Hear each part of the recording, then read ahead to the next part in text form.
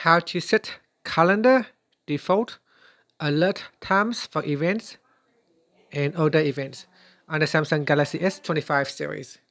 First, let's return back to the home screen. Now on the home screen or in the app screen, open up the calendar app. Then we go up here and tap on the menu button. Then tap on the settings icon. In calendar settings, we then scroll down and from here, tap on default alert times. Now from here, you can also choose to enable or disable alert for a particular item. Here you can turn off alert for events or you can switch it on.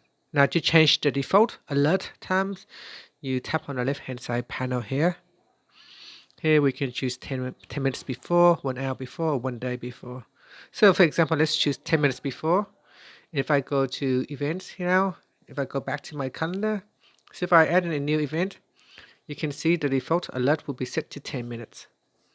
Here, if I go and change it to 1 hour, so calendar default alert times, now we set to 1 hour.